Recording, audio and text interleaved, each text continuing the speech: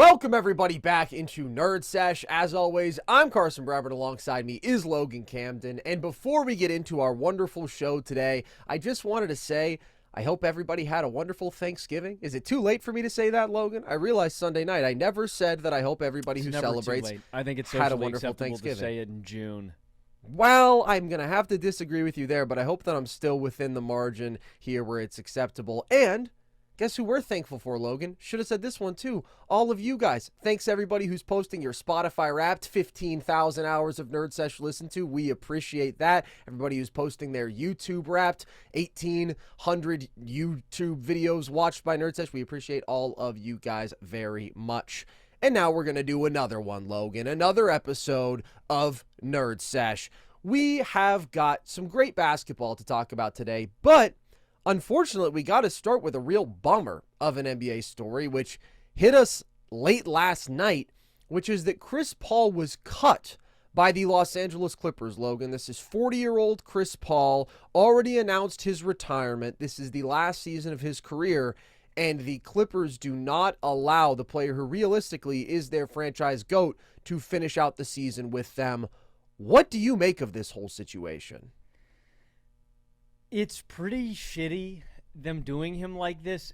If some of the reporting about it is true, Shams reported that, this is according to Shams, I don't know what to make of this, but they cut him because he was vocal in holding players accountable, and the team felt it became disruptive. Like, what does that say about your team's culture, man, that you're cutting a guy who wants people to play better? Like, it reminds me of people being critical of Minka Fitzpatrick last year when he was like, yeah, man, he's basically like, the defense fucking sucks. Guys need to step up. Like, I'm never going to hate on a guy being critical. Like, as a coach, some players, like, need that kind of tough love. Some guys need to be coddled a little bit more. But me personally, I'm always going to respect the guy more that's going to keep it real with me and be like, yo, I need more. And, like, Chris Paul is a guy who's one of the greatest point guards of all time. There's no – and I get it. He doesn't have a ring, so people may laugh at when I say this, but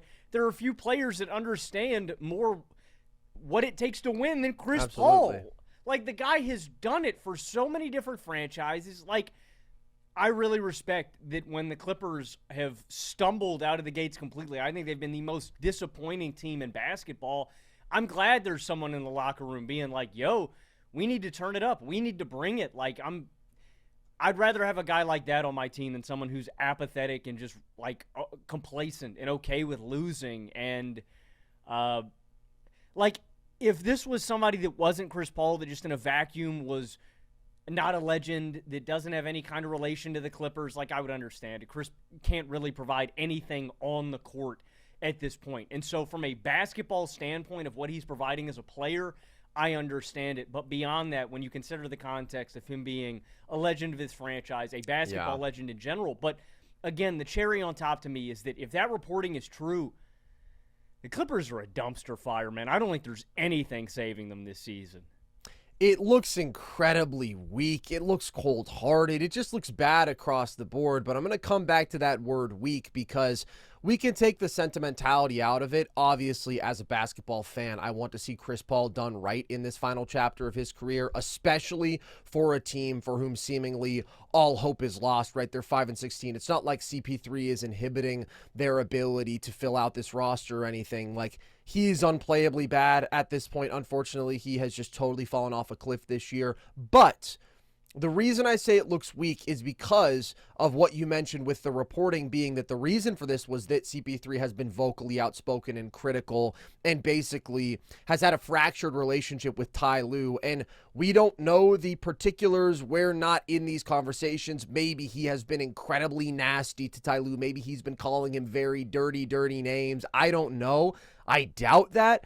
And the other report is that Chris Paul specifically requested a meeting with Ty Lue, which you would assume is maybe to try to mend things or at least to hash out some of these issues that have obviously been costing the team. And Ty Lue flat out refused that, which to me is just very concerning from somebody in a leadership position to not even be willing to have that dialogue. Again, I don't know how things could have gotten that bad, but from the outside perspective, it looks like you can't take the much needed criticism for this team that has been the most disappointing in the NBA. And at this moment, when everything is going wrong for you and like you are so dramatically underachieving, you don't want the 40-year-old lifelong winner, one of the smartest basketball players ever, in your locker room telling you what he thinks is wrong from his perspective. Like, it doesn't matter if he can't deliver on the court anymore. That is just a basketball mind I would want in my organization every day of the week. I would want his input. I would want his criticisms. I would want his thoughts.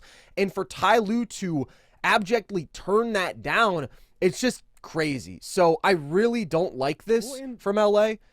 I was just going to add real quick. I mean, you're also like severing a potential relationship that you could have with Chris Paul as a assistant coach or a head coach down the line if that's something that he wants to explore. Like, you know, this is something that isn't unique to CP or like other old players. Like a lot of guys do this. They slowly transition to where they're the vet at the end of the bench. They're helping young guys out. They're a pseudo coach basically. And like just on top of that, like I would want, you said it perfectly well, bro. I would want Chris Paul's mind in my building.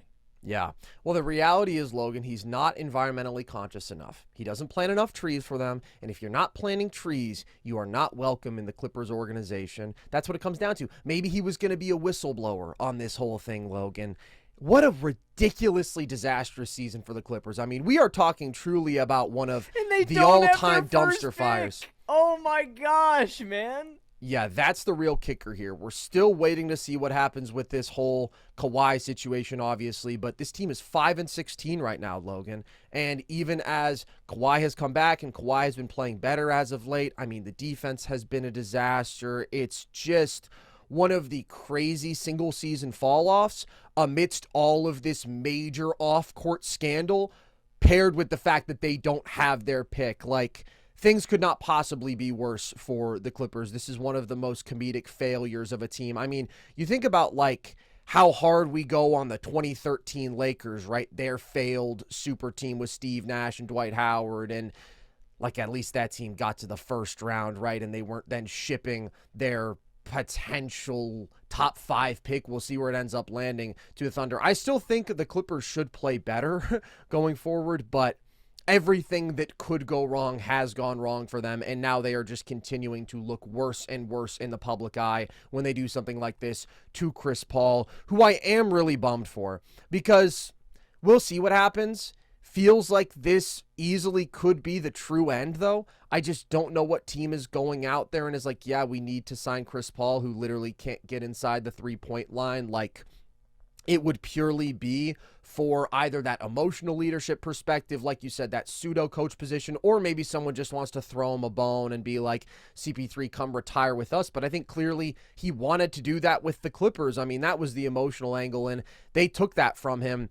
I just wish he had retired last year, honestly. Like, that was a very respectable season that he had. Still a decent starting player and helped Wemby offensively, who was a lot more effective with him on the court. I just wish he could have gotten to go out on his own terms, because Chris Paul is one of the greatest players in the history of this game. He's one of the most underappreciated. He is one of the most unfortunate, and this just feels like another bad break for him in this career of bad breaks. But if this is it from Chris Paul, I want to make sure his greatness is fully appreciated, at least as much as it can be, because this is one of the most impactful players to winning in the history of this game. I believe he is the most complete point guard in NBA history when it comes to somebody who at his best brought you elite point of attack defense and was a clear, strong positive on that side of the ball, somebody who was one of the all-time great playmakers, somebody who was one of the all-time great in terms of dictating the possession game, a legendary turnover suppressor, somebody who was an incredibly efficient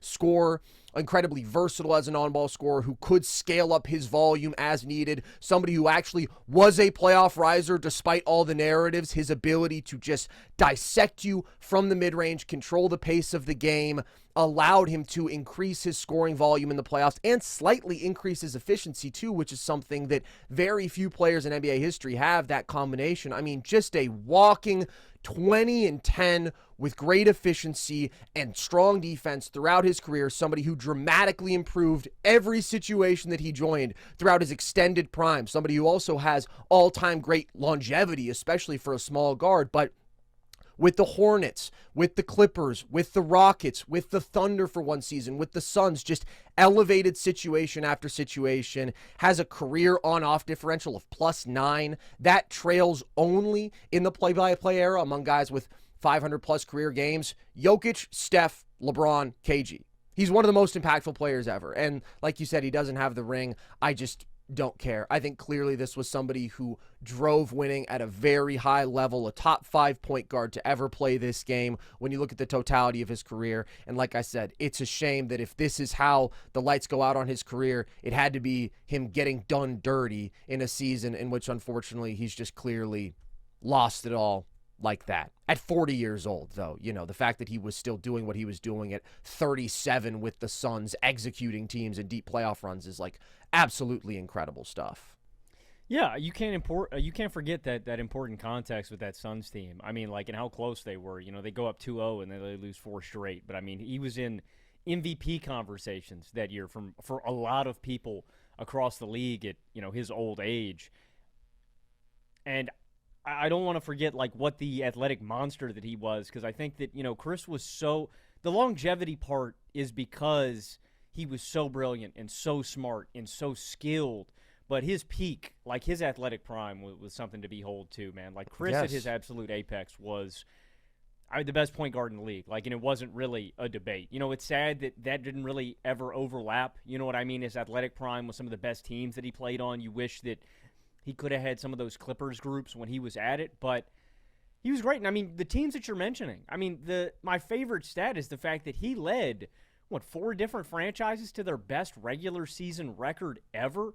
The Hornets, the Suns, the Clippers, and the Rockets. Like, special stuff, man. And I've been a guy that I think is underappreciated. Chris Paul, previously, from years of doing this podcast and just talking basketball with you, I've grown to appreciate him more and more, and I do think he's just, underrated, and I think he's a top 5-ish kind of point guard of all time. I don't know if I could definitively say that now, but I think he's in those kind of conversations, like, him versus Stockton. Man, give me Chris Paul all day, dude. Like 100%. Him versus Gary Payton, give me Chris Paul all day, Not dude. close. Like, Chris Paul is the man, and I don't wish that I was okay with him playing this year, and I don't know if they had the roster spot for him. I would have really liked if he had been able to stay in San Antonio, just like, not even as like, I feel like they just appreciated him a little bit more than LA at this point, and not that this makes that big of a difference. I just feel like that because he could play with Wemby and his elite passing, like maybe he could give you 7 minutes in a random regular season game or something and it'd not be absolutely catastrophic. But this is one of the sadder ways I've seen a legend go out of the game, man, and I really hope somebody picks him up just so this doesn't have to be the book closing. It's just not right. It really isn't. But I am an ultimate CP3 Glazer. I am an ultimate believer in what he brought to the table across almost 2 decades of really high-level play in the NBA, an incredibly high peak, incredible longevity. I will concretely say that he's a top 5 point guard in NBA history. To me, he's only after Steph, Magic, Jerry West, and Oscar Robertson.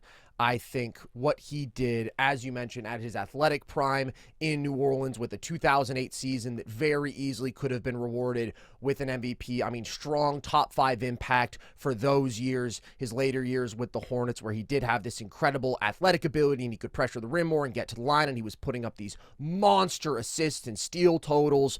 And then he gets to the Clippers and he becomes more of a legitimate high-level 3-point shooter, and he scales back the scoring volume just a little bit and scales up the playmaking even more and leads some of the best offenses in NBA history, Logan. I mean, the 2014 and the 2015 Clippers were both #1 offenses, and he's able to adapt more of an up-tempo style. They're pushing pace, leading some great transition groups, and being the pick-and-roll maestro that he's always been. I would argue a top 2 pure pick-and-roll player ever, after only Steve Nash, I would say.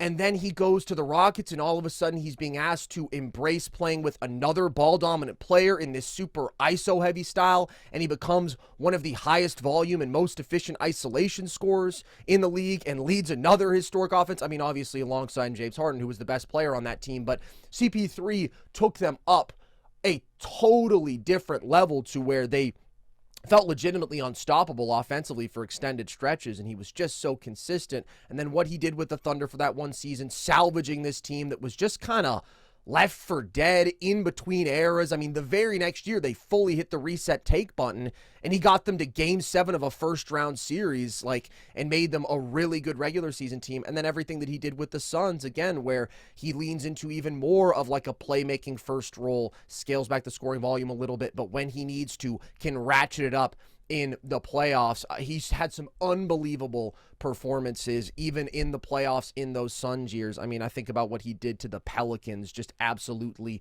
criminal stuff. He was incredible. He was just phenomenal. And all respect to Chris Paul, one of the greats to ever play the game. But Logan, you know who's another one of those greats who is doing it right now? Another player who was spurned by the Clippers, if we can call it that. Not nearly to the same extent that CP3 just got done dirty, but somebody who was perhaps underestimated by the Clippers, we can at least say. Shai Gilgeous-Alexander. We've been hinting at this for a while. I think we've got to finally have the conversation. Last year, we talked about where Shai's individual season ranked among the best that we've ever seen from guards. This year, he is off to an even stronger pace to start this season. So let's talk about it, Logan. Where does Shai's peak rank among all guards in NBA history right now? It's a really interesting question. I would say top 5, and the guys that I'm putting above him still, I've got MJ, I've got Steph, I've got Magic, and then I've got Jerry West. I think you could debate Jerry and Magic. Those were guys I was debating. I put SGA behind them. Then the next 3 I also think are really debatable. Kobe, D. Wade, and Oscar Robertson are all very close to me. But it is pretty ridiculous, man. Like, the conversations that we already had last year, and we had this conversation a few times throughout the year. I want to say 2 or 3 times. Where does he rank among all-time guards? How great is this season? And so you're taking arguably the best scorer on planet Earth last season, and you're making him a 40% three-point shooter on 5 attempts a game. He's up 6% from last year. You're adding another free throw attempt per game. You're making him more efficient from inside the arc, and you're cutting down his turnovers. It's pretty ridiculous, man, the level that he was at last year. And this guy, you could argue, has improved in all those ways in efficiency. Become, I think, arguably a slightly better playmaker. And we're a quarter of the way through the season now, and the Thunder are 21-1 on the year, and they went 18-1 without J-Dub. I mean, just ridiculous stuff, man. And so I look at them, and the guys that I can concretely put him over, I put him over Kobe, and that's probably a really tough one, and I agonized over that one just because of how the difference in eras, and that's what I think makes it really hard to compare Kobe and SGA because he's playing in the mid-2000s, that mucked up, not a ton of space to operate. Like, the fact that Kobe at his apex was putting up 35 points per game in that ugly era, really impressive. I think SGA is better at protecting the basketball. I think SGA is a better three-point shooter, and I think he's better at getting downhill and to the rim, even more so than a guy like Kobe. That one's close.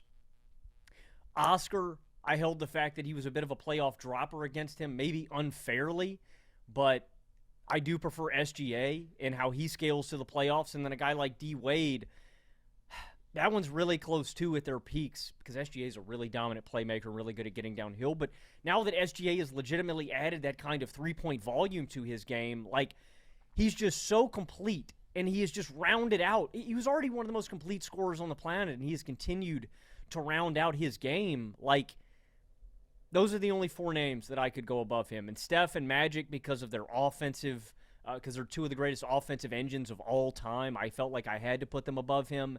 And then MJ and Jerry West and their two-way abilities above SGA. But I think Jerry and Magic are debatable. I would put MJ and Steph concretely above SGA, and then I thought about Magic and Jerry, but I feel like I would give the nod to them.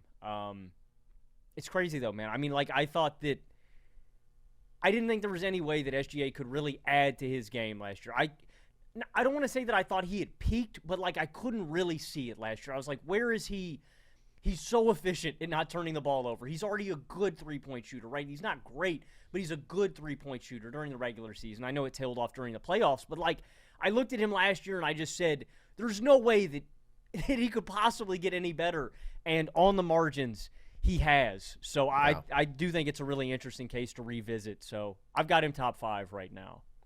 I'm going to say that Shai is on the Mount Rushmore of guard peaks at this point. I would only take MJ, Steph, and Magic above him. I love the Jerry West respect. I do. I feel like Shai has reached a level of overwhelming offensive efficiency that surpasses even Jerry West, who was one of the most efficient guards to ever play the game. But when you account for how incredibly great Shai is at totally limiting turnovers, and he is the best we've ever seen in that regard, combined with like his ridiculous raw scoring efficiency when you look at true shooting percentage and what have you, I would take him. And West does have a slight defensive impact edge. Jerry West is one of the better defensive guards we've ever seen, but Shai still being a clear, even if not a significant positive defensively, at least a clear slight positive on that side of the ball, makes me comfortable taking the guy whose offensive game I do think is even more genuinely unstoppable, overwhelmingly efficient. That one is close. Kobe is close.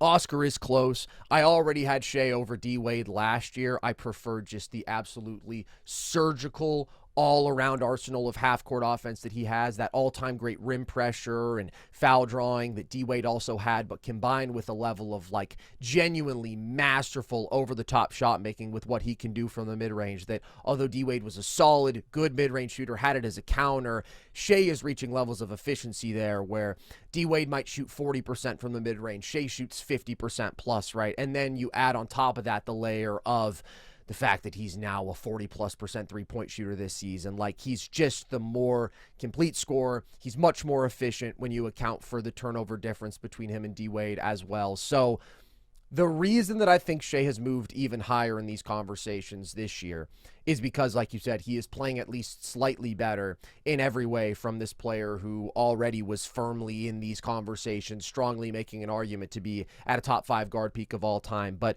what I love so much about Shai in these conversations is, first of all, that there's a very, very strong argument he is the best scoring guard ever, not named Michael Jordan. And I will specifically say this with total confidence: he has the highest scoring floor of any guard since MJ. And you could even argue that he might have the highest scoring floor, period. I mean, he's on this streak right now of 94 consecutive 20-plus point games. That's second only to Wilt among all players. That's 22 more consecutive games than MJ ever went. But even if you look at hitting like a slightly higher threshold, right? 25-plus point games. Shai is on pace to have 74 of those this year. That would only trail 2 MJ seasons among all guards. He's on pace to have 66 games scoring 30 plus. That would be the second most by any guard ever, only to 87 MJ. So again, to me, MJ does still stand at the peak in terms of highest scoring floor, but Shai is right there with him when it comes to this overwhelming consistency. And the reason for that is because he is absolutely the best inside the arc scorer we have seen since MJ. He is an all-time great driver and rim finisher. He's an all-time great free throw generator. He's an all-time great mid-range shot maker. And he has this incredibly diverse array of ways that he can get to all of these different shots. He's a master out of isolation. He's a master out of pick and roll. As a driver, he is so ridiculously shifty and has such an incredible ability to vary stride lengths and has this one-of-a-kind balance and body control where he can just navigate these packed paints with his crazy flexibility and carve out angles and squeeze through spaces that nobody else can. And then he gets to the rim and he's got this ridiculous touch and manipulation of spin, and he's 6'6" with a 7-foot wingspan. And like, he's just so dominant from everywhere on the floor inside the arc, however he wants to get there. And the reason that that leads to such a high scoring floor is because when you think about a player like James Harden, somebody who can match Shai in volume, and in fact, on a per possession basis, Shai is averaging the second most points that we've ever seen from a guard this season. He's over 35 points per 75 possessions. The only player to ever clear that mark was 2019 James Harden. But Shai is significantly more consistent. And the reason for that is Harden relied on a shot diet that inherently had more variance, right? Especially when we get to the playoffs. This is when this becomes most important because over a regular season, things are going to average out, okay? And ultimately, hey, lots of free throws, lots of threes, that's great. Those are two really efficient shots. But when the margins become slimmer, when defenses become tighter, when you're seeing the same group over a 7-game series, when things get more physical, and when you're in clutch spots particularly, it doesn't become about, okay, what is going to average out over an 82-game season? It becomes about what is extremely reliable, what is extremely dependable, what can I get to over and over again that is a high percentage shot.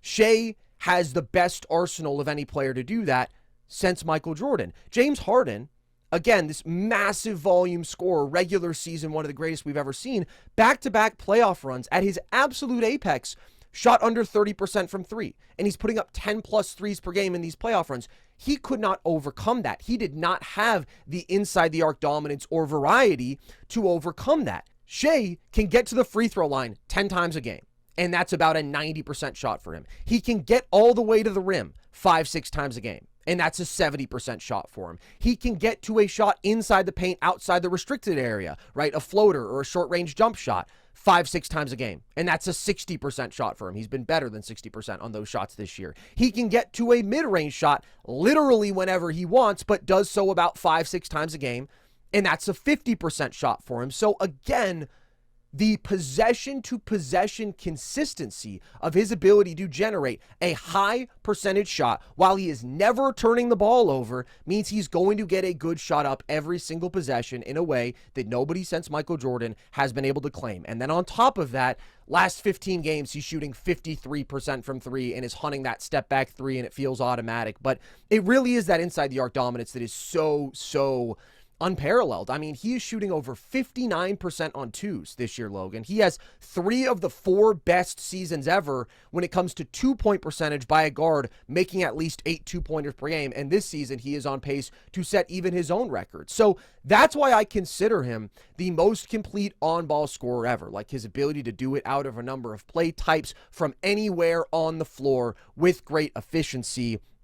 It leads him to generate the most efficient on-ball offense that we've ever seen from a guard with crazy high volume on record. And that's a combination of the elite finishing, the elite shot making, but also that historically unparalleled turnover suppression. Like Shai had the previous record for fewest turnovers by a 30-point per game scorer at 2.2 per game. This year, he's at 1.7 turnovers per game, while he is generating about 50 points per game of offense, while he is posting an individual true shooting percentage of 67.7, which is 9.4 points better than league average true shooting, which is the second best relative true shooting percentage we've ever seen from a 30-point per game guard, only to 2016 Steph Curry, the most efficient player to ever play the game. But again, the ways in which they're doing that is differently. Not to say that Steph is not absolutely the better offensive player, because he is, but to have that sort of overwhelming scoring efficiency while having the overwhelming on-ball burden that Shai does is something that we've never seen anybody do in the history of the game at the level that he's doing it right now. And I went and I dug deep into the numbers, Logan. I'm doing a whole video on Shai right now. I'll break the news there, so some of this stuff will be revisited in that video. But I went and compared him to every other guard in the Synergy era. They start their tracking data back in 2004. So that's Kobe, that's D-Wade, that's Luka, that's Harden. I compared him to all the guys who have similar profiles of being crazy high volume on-ball players who are in these conversations for greatest guards of the modern era. And if you adjust their self-created possessions to compare it to the average half-court offensive possession at that time, right? So you're doing relative efficiency. You're adjusting to be fair to all these guys who played in less efficient eras overall. Shai is creating the third most offense per game for himself behind Luka and Harden, but he's doing so more efficiently than either of them, and he's doing so more efficiently than any of these guys, like by a decent margin. And when you look at every possession that Shai is responsible for ending, if that is with a shot attempt, a free throw attempt, an assist, or a turnover, he is generating the most relatively efficient offense of any of these players. So this is something I talk about with Shai a lot, but he is so ridiculously great as a scorer, Like, we are talking about somebody who was among the handful of greatest scorers ever, and by far the greatest. And I will say that, by far the greatest in terms of the possession game, valuing every single possession, that without being an elite passer, he is nevertheless one of the greatest offensive players to ever play the game. And I do think his playmaking has improved from last year, and his three-point shooting has improved. And as you said, even his two-point scoring has been more efficient. All the while, he's a plus defender. All the while, OKC's offense is 17 points per 100 possessions better with him on the floor this year. And over the last couple years, they're like more than 12 points per 100 possessions better with him on the floor. And they're posting a +9 relative offense when he's on the floor, which is like truly elite team offense, even as they've prioritized the super defensive roster around him. And even as he's played extended stretches without J-Dub, right, without that proven second ball handler on the floor. Like, last year, I held out on having him above Kobe because Kobe had two proven things. Number one was the off-ball value, him being a truly elite off-ball scorer in a way that Shai is not. And the second was Kobe's proven playoff resume when it comes to him being able to even increase his scoring volume and maintain his scoring efficiency because he was the ultimate tough shot maker. And we talk about the greatest inside the arc scorers. What MJ and Shai have over Kobe is all-time great rim pressure and rim finishing, right? That easy self-created offense at the basket. But where Kobe absolutely matches both of them is with that brilliant mid-range shot making and the ability to get to those shots in a number of different ways. And that is ultimately something that defenses, no matter how much they load up, pack the paint, cannot take away. And I believe that's a huge reason that Kobe, if you look at his runs from 2008 to 2010, had such phenomenal scoring production and did so on genuinely solid efficiency that was as good and even slightly better in some cases than what it was in the regular season. That is a difficult thing to do. So those were the 2 points for Kobe. But now I'm at a place where it's just like everything about Shai's game to me so clearly does translate to the playoffs. I mean, he has all the traits when it comes to that incredibly high scoring floor. And I think that if he just shoots better from three this time around, which I fully expect him to, we are going to look at somebody who has one of the most dominant and crazy efficient individual guard playoff runs this season. So I just believe in the skill set so much. And I'm also at a point where I just think he has proven to be so ridiculously great on ball that it outweighs the off-ball edge that Kobe has. I mean, when this is a guy who, again, kind of regardless of who's around him, can lead you to a +9 relative offense and 68% true shooting with more than 20 self-created points per game and is leading to the most efficient on-ball offense that we've seen from any guard ever at this volume. Like, I don't need anything else. I can put the ball in his hands and know that he is going to generate elite offense for my team every possession in a way that I can't even say about James Harden because there was more variance, in a way that I don't even think I can say about Luka Doncic because there's more variance to his game. Like, Shai's one of a kind in terms of what he does. And this crazy combination of incredible offensive volume, all-time great efficiency, all-time great impact, like, that just surpasses what we've seen from any of these other on-ball heavy guards this century. So that's why I would take him. And Oscar is one of the great offensive engines ever for sure, but I think Shai is right in those conversations while being a plus defensively, which Oscar was not. And I'm willing to entertain Steph and Magic conversations here, dude. I am. Like, I'm opening the door for that. I would still take both of them as top 5 offensive players in the history of this game.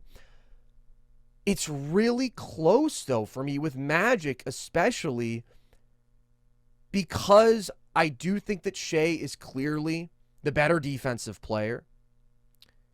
I still, again, lean on the fact that the team offenses that Magic led in the 1980s, I mean, it's one of the 3 greatest runs of team offense led by an individual player that we've ever seen in the history of this game. And his individual efficiency was remarkable, and he's the greatest playmaker we've ever seen, and very arguably the greatest transition player we've ever seen. Shai's also incredible in transition, of course, but Magic was different there.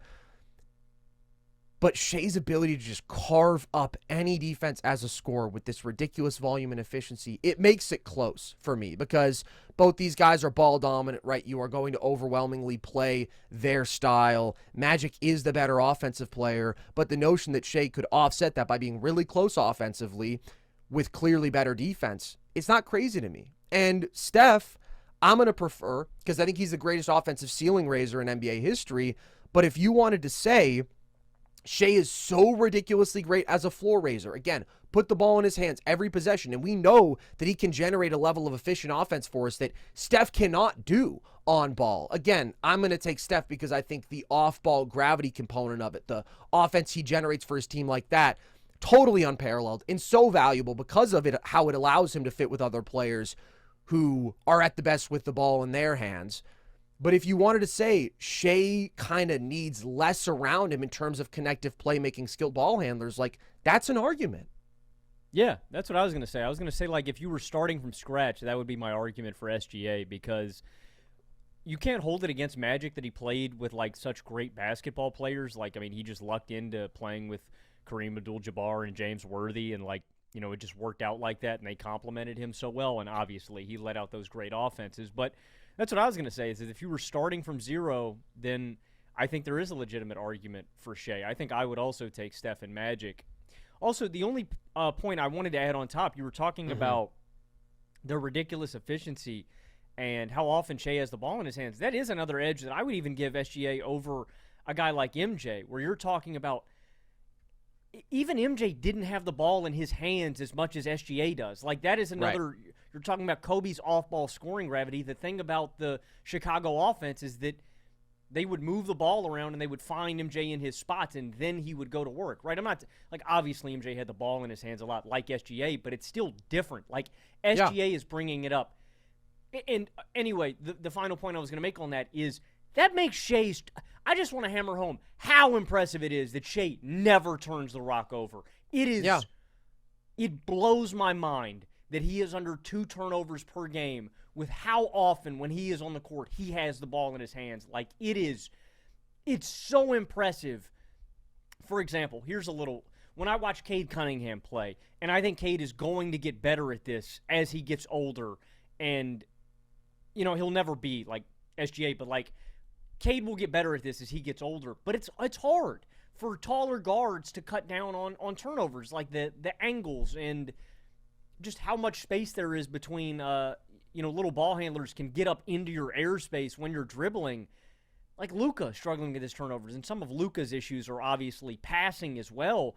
But and I want to mention that for Cade as well. Some of the turnovers are some of the audacious passes that they try, but some of it is just general ball protection when they'll back a guy down and they'll get back poked or something like that. It is just insane for a tall guard how he cuts down on turnovers like that and how often he has the ball in his hands. Like, I think it's unparalleled. I do think it's one of one.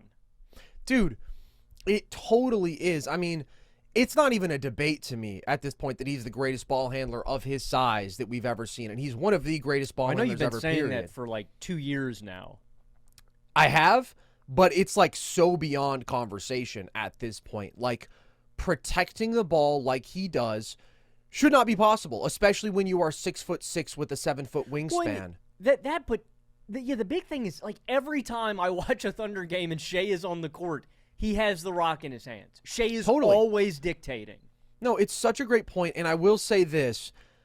I actually do love the on-ball and off-ball balance that I get from MJ. I do view that as an advantage for him over Shai. I think that even though I can talk about Shai being the most efficient on-ball guard at this volume that we've ever seen, so off-ball stuff compared to like a Kobe, it becomes much less significant to me. MJ has this combination of crazy on-ball efficiency and volume with crazy off-ball play that ultimately I do think just makes him a more versatile offensive player who I would take. But specifically when it comes to the limiting turnovers, you're absolutely right. To be so responsible for so much offense on ball and never waste a possession, we've never seen anybody do it like Shai. Like, we have all these efficiency metrics, right? And I can talk about how, okay, Shai is self-creating this offense and he's doing it and generating an offensive rating when he takes a shot that he has self-created or he ends a possession. This includes turnovers. He is generating an offensive rating that is 13 points above league average, right? And if you look at peak Luka, he was generating in those same situations an offensive rating that was like 8 points above league average, right? And that's clearly a sizable difference. But maybe to put it in a way that's even more tangible and intuitive, Shai creates almost as much offense as Luka does in total this year, right? Actually, on a per possession basis, he is scoring more than Luka this year, but Luka creates a couple more points per game off of assists. Okay, so Luka creates a couple more points per game of offense in total. But if you look at the empty possessions that they are responsible for per game, Luka, between missed shots and turnovers, has 16 empty possessions per game. Shai only has 10.6. So you were talking about a guy in Luka who's one of the greatest offensive players to ever play the game. Let me be very clear about that. But who is only creating 5% more total offense per game, but is coming up with 50% more empty possessions. Efficiency is not some amorphous thing. You only have so many chances every game to put the ball in the basket. Wins and losses are literally determined by how much you can maximize every possession on both sides of the ball. Shai is doing that better than anybody else in the game when we talk about guards, and anybody else in the game we've seen on ball ever. And right now, if you were still having that debate with him and Luka, and I want to be clear too, I think it's really close. I completely agree with you where... And the Lakers have been great this year, and I know Lakers fans don't think that we give them enough credit, and I do want to just Luka's been awesome this year, by and large, but there are games like this last one that we saw from him against Phoenix where he has 9 turnovers, or there will be a game where he will take, 12 step-back threes, and he misses 9 of them. And like you're saying, those are just wasted possessions, where Shai is, there's a, what's the word I'm looking for? There's just there's a certain chance in any given game where Luka could play you out of it, where Shai, I never feel that way. Yeah. Somebody said, I think it was Automatic NBA, who's a great follow, was talking about Shai's game against the Blazers when he played poorly by his standards, and he was like, his stinker game is 26 points on 61% true shooting, and he only had a couple turnovers in that game.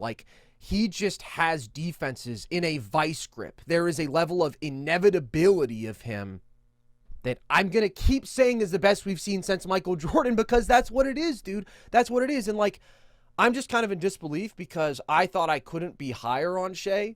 And I'm sure everybody is going to agree with me on that, right? I get called the Shai Glazer a lot. He's leveled up from last year. He is better in every way than he was last year. And it's just one of the greatest guard campaigns we've ever seen. So, man, it's unbelievable to watch. And I think best player in the world is a conversation. I'll say that too.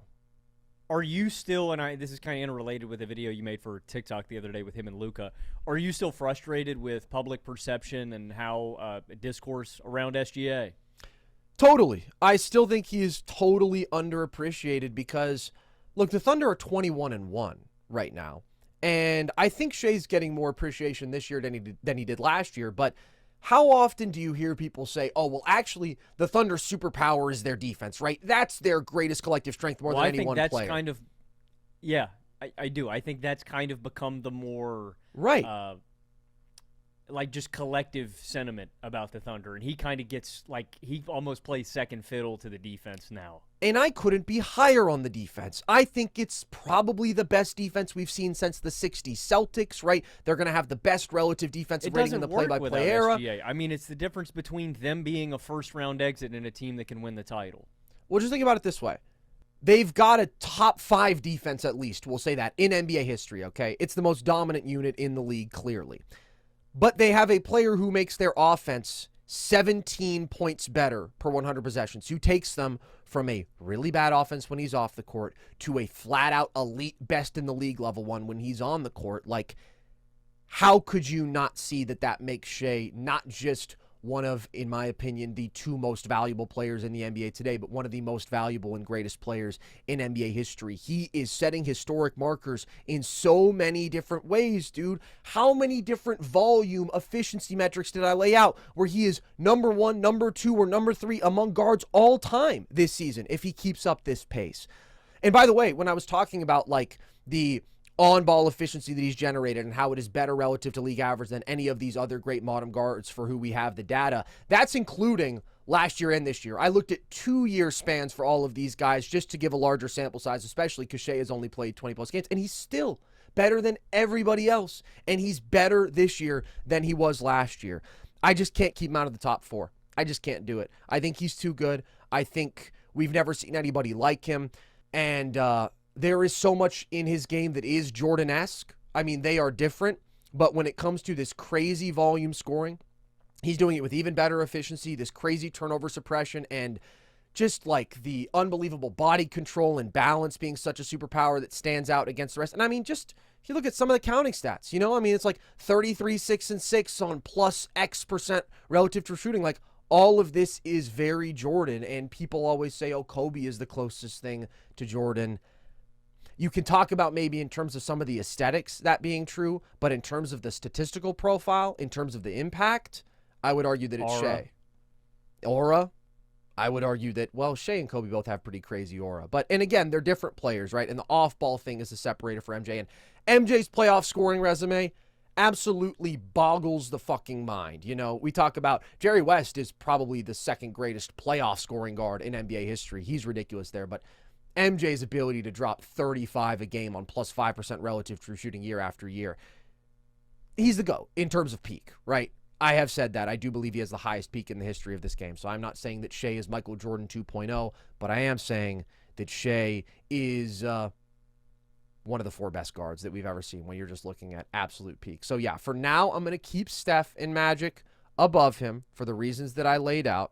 And I would have Steph above Magic in terms of peak because I do prefer Steph's offensive skill set. Because, like, even when we talk about starting from scratch, you know, like, I think there's some validity to the case that I made about Shai's pure floor raising. At the same time, look at what Steph did in 2021 when he was asked to be a floor raiser for those bums on the ball more. And just like intuitively, yes, he does benefit significantly from the connective playmaking of a guy like Draymond Green, right? Guys who can make decisions around him, guys who can play off the short roll and attack a 4-on-3 and find him off ball coming around screens. But also, like, some of the reads that he does create for his teammates are pretty fucking easy. You know, I mean, when he's curling around a screen and he draws 2 when somebody slips to the basket, right? Like, he creates wide open shots for his teammates without the ball in his hands while he is crazy efficient on ball. And so Steph, to me, top 3 offensive player in the history of the game. I'll still take him for now. But if you wanted to have a conversation about Shai, I'd be there. I'd have that conversation with you.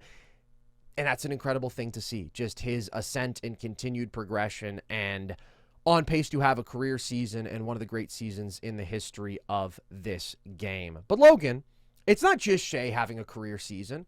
We've talked about some of the breakout stars of this year, but I'm curious, in your perspective, who are some guys right now who you think would deserve to be first-time All-Stars, guys who have never made it to the big game before, but who are playing at that level now? I've got a few names written down here. If we were going like draft-style format, I think my first pick would be Jalen Johnson for the Atlanta Hawks. Last year, we talked about it before he got injured before the All-Star game, but I think he would have been a shoo-in to be an All-Star last season if he had stayed healthy. This year, I think he is a shoo-in with what he's been doing. In Trey's absence, the Hawks haven't really missed a beat. I will say the one flaw of this team, and I can't put it all on Jalen Johnson because he routinely just keeps them in games, and Kristaps Porzingis has missed some time too, so they've been without both of those guys. But late in games, the offense just stalling out. It has been a routine problem without Trae Young, you know, them just not being able to manufacture offense late in games. But I think Jalen Johnson should be the building block for the Hawks, man, like not Trae Young. I think he's just so damn good, and we liked him way back as a prospect. The fact that he is this good, this fast is so remarkable. He's not even 24 years old yet. 23 points, 10 boards, and 7 assists on 54% from the field, 41% from deep, and 79% from the line.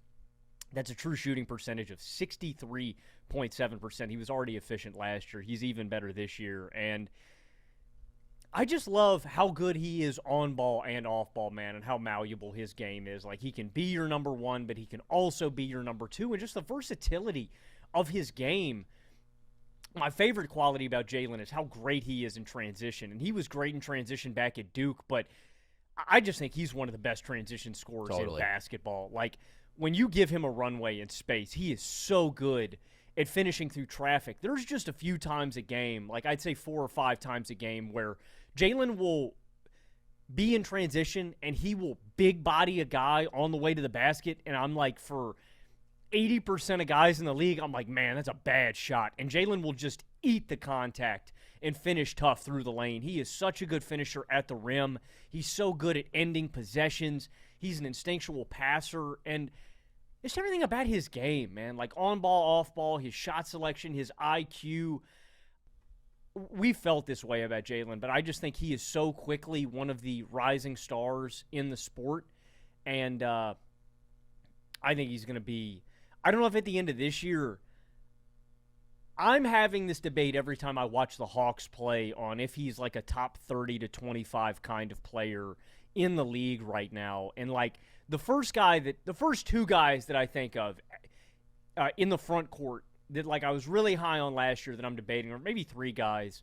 Karl Anthony Towns is a guy that I continually come back to where I'm like, man, I know Cat's ceiling. I prefer Jalen Johnson's floor and what he gives me. Another guy, and I respect what he brings you defensively, Jaren Jackson Jr. I am just frustrated when I watch him offensively.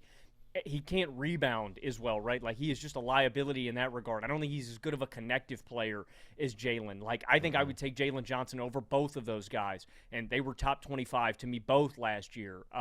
Another guy that I look at that's on the cusp, two of them, Paolo Banchero and Franz Wagner I look at, and I'm like, I'm kind of underwhelmed by both of them. That's where I'm at. So I think he's a shoo-in to be an all-star this year. I think he is a top 25 player in basketball. And I think he should be the building block for the Atlanta Hawks, man. I love everything about Jalen Johnson's game. He's got to stop with this gimmick of making a most improved case every year. I mean, it's just incredible. Like, it's actually the third straight year that he's at least in those conversations. Can I mention he obviously got hurt the last 2 years. Yeah. Real quick, I just want to mention a stat I grabbed during their last game. So they were scoreless. The reason they lost this Detroit game, I thought they played pretty well. They were scoreless for 3 minutes and 30 seconds in the fourth quarter. That's pretty much what sunk their boat. But he is tied fourth in transition points per game this season, 7.4 on 67.6% from the field in transition of players that average 5 points per game or more in transition. He's number 5 in the league, 85th percentile. He's such a monster there, man. I just love Jalen Johnson.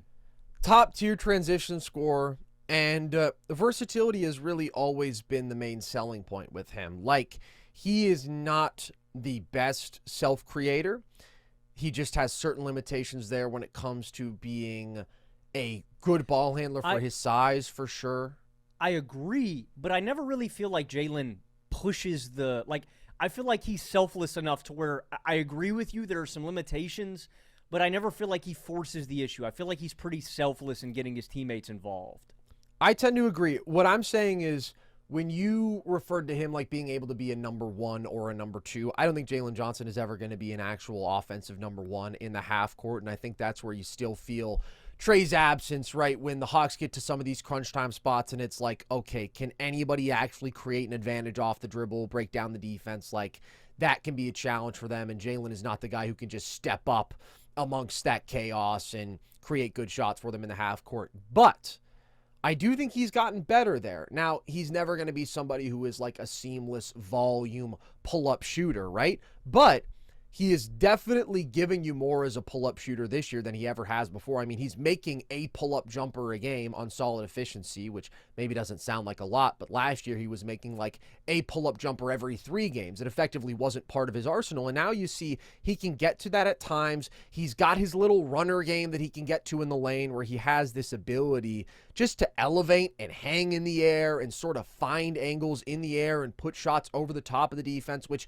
it's not going to be super efficient offense, but I think he's like 45% on runners. Like, that's solid self-created offense in the lane. So, again, it's not seamless there. It's not great, but it is better. He's driving more. His free throw rate has skyrocketed. I mean, he's getting the line over 6 times a game. That's great. And so he's just putting together a more complete game. And the other significant thing is not just his pull-up shooting, but the fact that he's been a legitimately good catch and shooter this year. I mean, 83rd percentile efficiency on catch and shoot jumpers. That's always been one of, if not the biggest questions about Jalen Johnson. It certainly was the big question about him as a prospect. And then he had a better three-point shooting season in 2024, came back down to earth in 2025. We'll need to see more of a sample, but the guy is shooting 41% from deep on 4 attempts a game. He's not a 40% plus three-point shooter, right? Doesn't feel like that when you're watching games, and he's not somebody who, again, is going to drop 7, 8 3-point attempts a game on you at that kind of efficiency. But could he shoot in the high 30s on this volume of 4 or 5 a game? I could see that, and that's improvement. He's shooting the best he ever has from the line, so I think there's definitely indicators of improvement there. And then it's just the fact that he does everything well. I mean, like you mentioned, absolute transition monster is where he's at his best, and that's a huge part of the reason that Atlanta has fared so well in Trey's absence. They've been an excellent, excellent transition team, and he is the biggest component in that equation. But it's also his ability to have good feel as a cutter and be a good finisher there. At times to screen and roll and make decisions off the short roll, and to be a more effective spot-up player now, knocking down shots off the catch or attacking closeouts, to be somebody who brings you a lot of value on the boards, more so defensively, but to have the passing field that he has, like to be still a very solid defender. I think he's taken his foot off the gas a little bit there as his offensive responsibilities have ramped up naturally, but he still has the tools, the athleticism, the defensive playmaking, the rebounding to be totally solid on that end. Like, when we think about do-it-all big forwards in today's NBA, he is absolutely one of the better examples of that. And yeah, I mean, the names you're mentioning him up against, dude, Jaren Jackson Jr. is having a horrible year. The one guy that I was debating heavily, well, I'm still debating it. I think I would go Jalen Johnson too. Julius Randle, I was really close on too. Yeah, that's a good shout. I mean, Randle is Jalen, definitely more of a true half-court creator. Exactly. It's not even close. That's the difference for me. But Jalen, I look at some of these other areas, like, and I think Julius has gotten better as a playmaker, but I think he beats him as a playmaker, as a rebounder, and just that transition scoring is so reliable from Jalen. It is, dude. And also, like, I don't want to understate just the raw efficiency. Like, he's the 7th most efficient 23-point per game scorer this year. He's behind Jokic, Shai, Giannis, Great Storm and Norman Powell, Donovan Mitchell, Steph Curry. Like, he is in exclusive company there, and to pair that with the sort of all-around impact that you do have from him, the guy is really damn good, and I think is absolutely figuring into some of these conversations among, like, the top building blocks in the NBA under 25. Not that top tier, obviously, but once you get into, like, conversations with some people like my beloved Amen Thompson, right? Or Paolo Banchero in his same division. Like, Jalen Johnson is certainly playing a hell of a lot better than both those guys this year and just continues to trend upwards and get better and better. So I totally agree. I think what the Hawks are doing without Trey is definitely a testament to just a lot of their collective strengths and their depth, and what Nickeil Alexander-Walker has done can't be overstated, and just how good they've been defensively, how good they've been overall in transition. But the guy who is, like, consistently stepping up, I mean, dude, 4 of his last 5 games, let me just read you the box scores. 29, 13, and 7, 41, 14, and 7, 29, 12, and 12, 28, 8, and 11, and there's one clunker in between there, but, like, he really is stepping up, taking up a lot on his plate, and doing it in all these different ways. He should be an all-star if the season were to end today. Who's the next name for you on this list, Logan? Guy the same namesake, maybe another one of those building blocks you would take under 25. I think Jalen Duren's making a very good all-star case in the Eastern Conference as well. Yeah, I've got 6 more names that I'm really heavily considering. I've got a lot that I think make cases. I mean, we're still at the early part of the season. I think some of these guys will tail off a little bit, and some guys have gotten healthy too. I think circumstances have led to some of these guys having big stats, but they are balling out. Duren, I think, is on my short list, though. One, because of the team success, where the Pistons are 17-4, and they are number 1 in the Eastern Conference. If that stays the same, I think that Cade obviously has a very clear route to being an all-star, but I don't think that Duren should be overlooked if they lock up this number 1 seed. There's going to be some decisions to be made, like Miami could have a shot at getting 2 out of the East. Cleveland, depending on what you think of Mobley, right? Toronto. There's a lot of teams that are with really good records, but I think if there's going to be a team that gets at least 2, it should be Detroit right now, and it should be Cade and Duren. I mean, Duren is giving you 20 points and 12 boards on 66% from the field, but he's averaging 4 offensive rebounds a night. Like, I think the fact that interior dominance is so important to Detroit and their identity and their success this season, that I just think Duren's imperative to this formula and that they wouldn't be here without him. He's such a good complement to Cade. I think that these guys, if they can stick together, are going to have a really long and fruitful career. I think he's not done growing. I think Duren's going to continue to get better and better. But with what he's giving you this season, I just don't think it can be ignored. And again, I think the Pistons have to have a really good record for this to happen. I think they have to be one of the best teams in the East to get 2 All-Stars. But if they keep up at this trajectory, I think Duren should be a shoo-in in the East as well.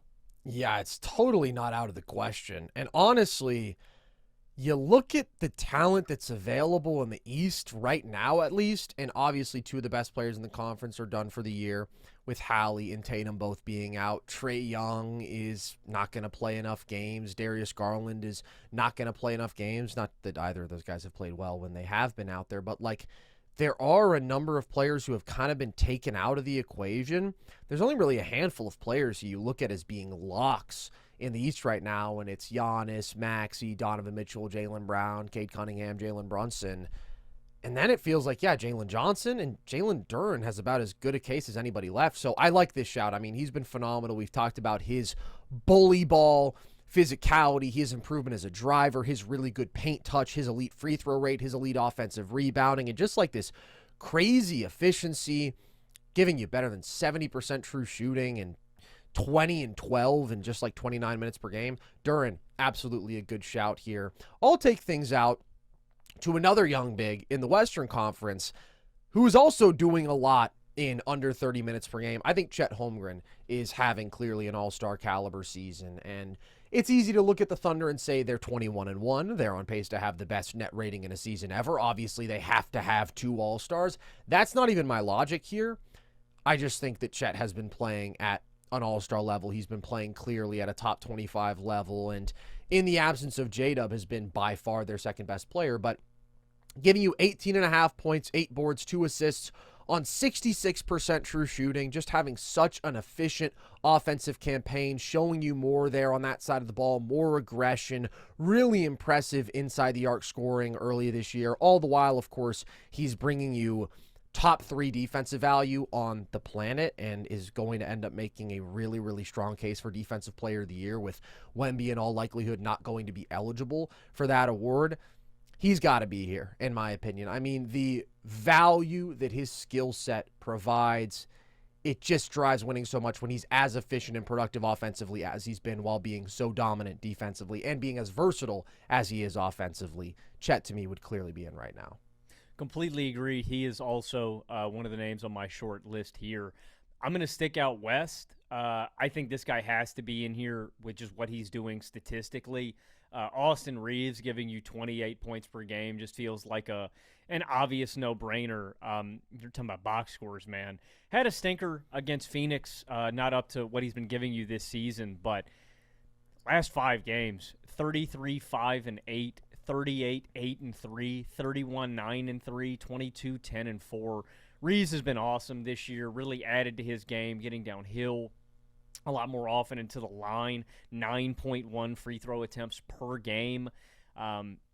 Just really added to his game. And I mean, if he keeps up this kind of statistical production, you can't ignore him. 28, 6, and 6 on 52% from the field, 36% from deep, and a true shooting percentage of 68% this year. Reaves is balling out of control. He's got to be an all-star this year. He's been one of the absolute best offensive players in basketball. His improvement as a playmaker, his ability to take on this crazy volume as a scorer. I mean, he's one of the best pick-and-roll players in basketball with his ability to get to the line at such a high rate, with just his masterful intermediate shot making and his efficiency as a driver. Like, he's been nuts offensively this year, so I agree. I think the combination of volume and efficiency and offensive value that he's giving, he deserves to be an all-star. I'll shout out another guy in the West. The basketball player, exclusively, Denny Avdia, is having just a phenomenal season. I mean, 26, 7, and 6 on 62% true shooting, plus 11.5 on-off differential. I kind of thought Portland was going to be a little bit better in terms of record. So did I. But Denny, who was so impressive down the stretch last year, has just like totally carried that over. And this is no joke to do this for 20 games in October, November, and I don't really see signs of him slowing down. He is just flat out one of the best drivers on the planet. I mean, his ability to vary stride lengths, to change pace, to decelerate, his power. He's one of the great power drivers in the league today. He's got this strength and he's got this speed that he can just dial up. He's leading the NBA in drives per game. He's driving more per game than Shai, and he's getting to the line more than 9 times per game.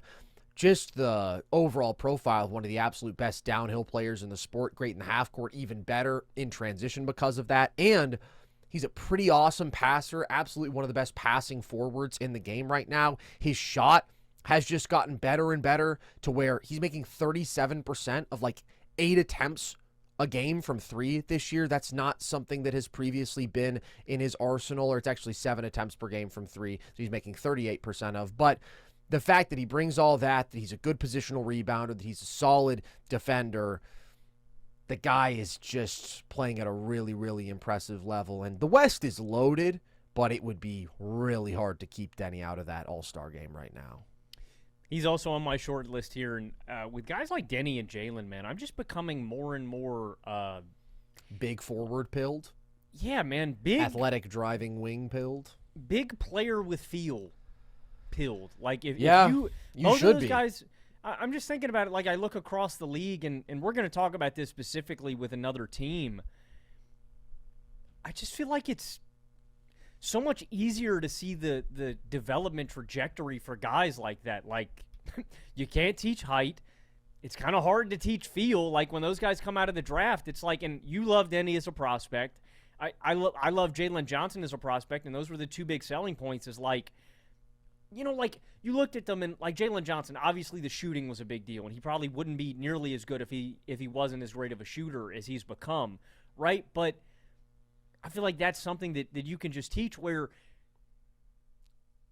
I don't know, with these smaller guards, man, it's you just have to make up with so much, where you're never going to be as impactful as those guys defensively. You're never going to, unless you're a freakish athletic guard, you're never going to be able to end possessions the way those guys can. I don't know, man. It really makes me think when I watch these guys play with the trajectory of the league right now. You were the no point guards thing we've been talking about throughout this season. It's just a trend across the league that I think is really, really interesting. And I'm wondering if when we do, at the end of the year, when we do draft projections and stuff like that, I wonder if I'm going to just continually gravitate more towards these kind of big athletic wings with feel. Yeah, I think feel is such a great trait to single out, and I think ball handling ability is the other trait to single out, right? Because you're not just talking about guys who are generally toolsy, who have the athletic measurements and have the defensive skill sets, and so you're just oh yeah, they project as versatile all-around impact players. What has always set Denny and Jalen Johnson apart is that ability to, at the very least, push pace in transition, make good decisions, create for others as a passer. And then they also have, obviously, all the athletic traits, the size. Neither of them, I think, are the defenders they were a couple years ago, but they can absolutely hold their own on that side of the ball. Again, this just happens when you take on more offensive responsibility. You can't be maxing out your defensive level, usually. And they've both gotten way better as shooters, Denny is quite a good shooter now. Jalen Johnson, again, I think we need to see more of, but he is clearly having his best season as a shooter, and that was a big question for both of these guys. So obviously there's never going to be an archetype that you can just bet on and it's golden. But yeah, if you have the athletic traits and the ball handling and the feel, and you show a commitment to defense as a prospect, exactly. That's one of the safest archetypes to bet on. And it's not something that comes up a lot, right? But both of these guys were definitely underdrafted. I mean, Denny falling to 9, that wasn't considered crazy, but I had him as a top 4 prospect in that class. Jalen Johnson falling all the way to 20, that was always a clear upside value pick for them.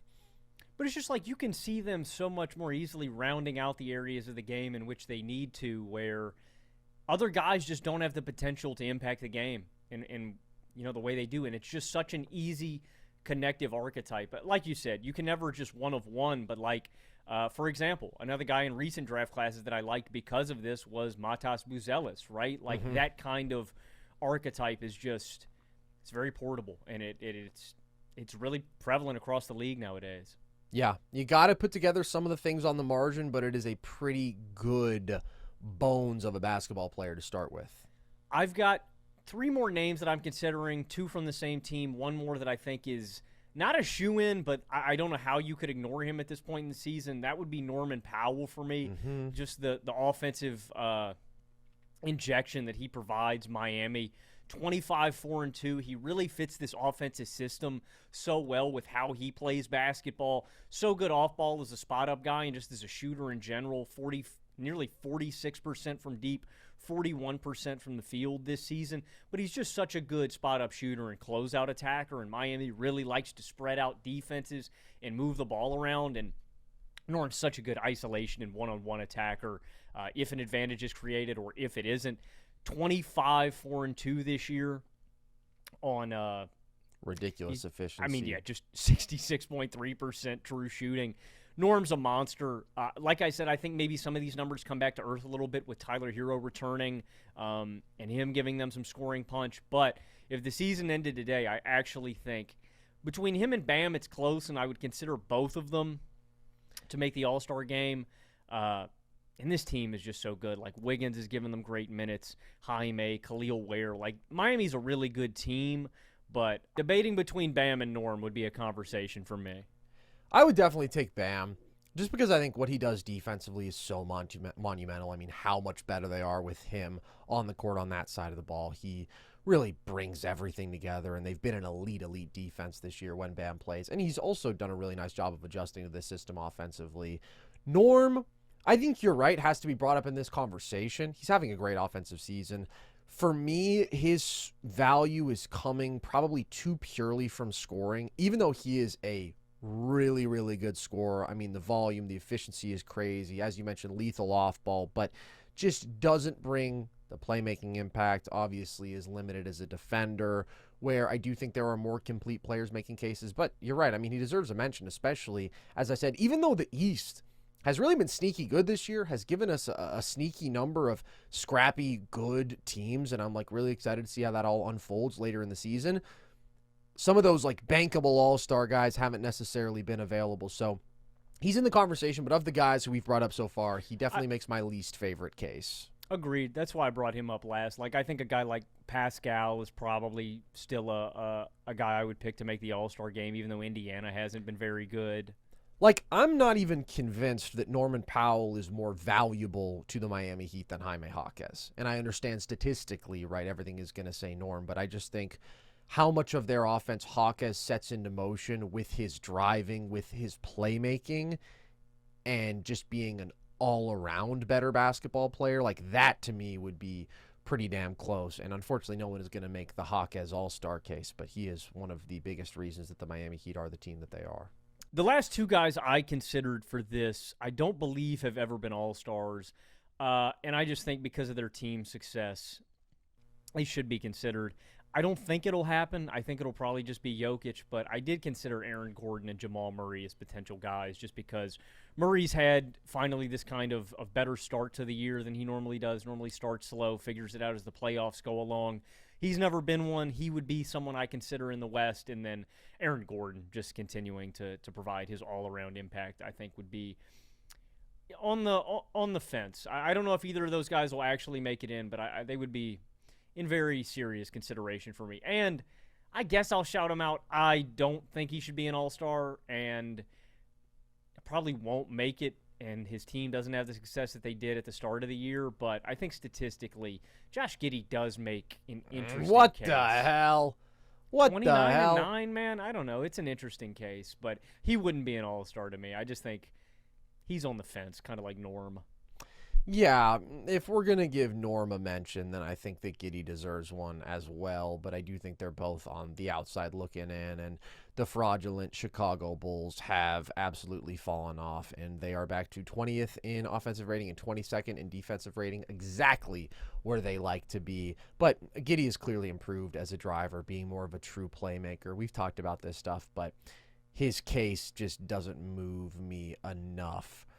And when it comes to the Nuggets, guys, good shouts. I think the West field is just going to be too strong. I mean, I haven't mapped out the exact 12 guys, but I think I could pretty easily get to 12, especially with guys like Reaves and Chet and Denny all emerging and making better cases this year. I just can't see a spot.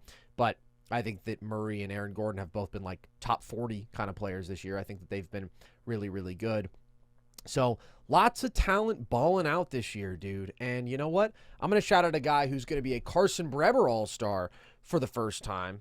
He's already been an All-Star once, but I didn't think that he deserved it that time. I think Scotty Barnes absolutely deserves to be an All-Star this year when we're talking about guys in the East. Again, he does not apply to the criteria for this question because he's already been an All-Star, but this year I'm going to like it when he's an All-Star. And in 2024, I didn't like it as much.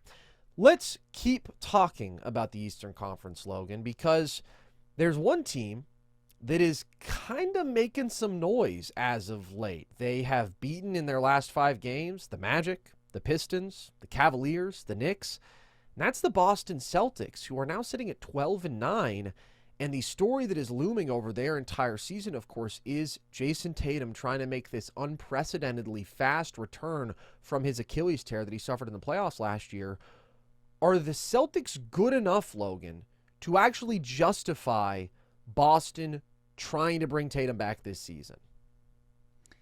Yeah, I think they probably will be. Like, I think it really depends on what you think of the Eastern Conference, and there's nobody that I look at in the Eastern Conference at this point. And again, Cleveland is still my favorite, but I mentioned this when we did our last show with Jason. I just kind of need to see it with Cleveland before I'm really ready to crown them as this kind of unstoppable beast come playoff time. Again, they are going to be my favorite out of the East, but I don't look at them as infallible yet. So then, beyond that, like, I like the Raptors, I like the Sixers and the Knicks, I like Detroit, I like Miami and Orlando and Atlanta, but like I don't look at Boston as being like, way below any of those teams. I still think Boston's going to be a playoff team as it stands. I think they're good enough to make the playoffs. And so you give me Jayson Tatum 2 months to gear up for the playoffs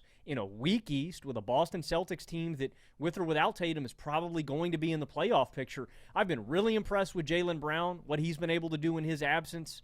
I've been really impressed with the big play from this group. And I don't mean like, oh, this is one of the best front courts in basketball, but with what I expected from them before the season began, yeah, I think the Celtics are going to be talented enough to bring him back where, again, I think it depends on what you think of the Eastern Conference and what level Tatum can give you. I think that if Tatum came back and he didn't, like, maybe you just shut him down, right? If he doesn't look like the guy, but if over the course of a month, if he plays into shape, I think it's worth it. Again, I wouldn't consider the Celtics as some sort of heavy favorite. They probably wouldn't be top 4 to me in the East. I would probably prefer 4 other teams to Boston, so they would be an underdog. Wait, with Tatum on the court, you're saying? Yeah, I probably still wouldn't consider them to be top 4, but there would be a chance. I wouldn't look at them as like a significant, like, oh, they can't go on a run. I think in this weak-ass East, I think there is a very real possibility that if they got great Jaylen Brown, great Jayson Tatum, they could go on a run. So I think it depends on what – I think it's worth it. I would say I think it is probably worth it to bring Tatum back, but I would say that with a caveat, what does he look like when he's back? If it looks like he can play his way back into shape, then I would say it's probably worth it. I'm actually higher on the Celtics than you are then. I think with Jayson Tatum on the court, they'd probably be my second favorite team in the East, only to the Cavs. I couldn't put them over – I don't think I could put them over Detroit. I really like Toronto. What? Really? Toronto and Miami are kind of moving me. More than the Celtics with Jayson Tatum back on the court? The Celtics who, without him, have been the number 4 offense in basketball, and they've got a shit ton of shooting, and with him on the court, I think they'd be an above-average defense again.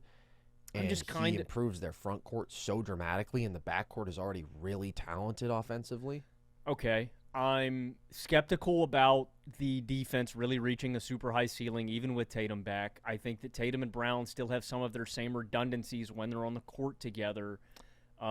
But they've already proven that they can lead out top 3 offenses. Yeah. I mean, they've done that for multiple years. But no, I don't. I still would have those. They would be 5th to me. I would still have Toronto, Miami, and then yeah, that's where I'm at with Boston. I just think there's a talent quotient where Boston clears those teams. All that being said, yeah, dude, I think you get Jayson Tatum on the floor. I mean, Jayson Tatum, last we saw him, was like the 5th best player in the league.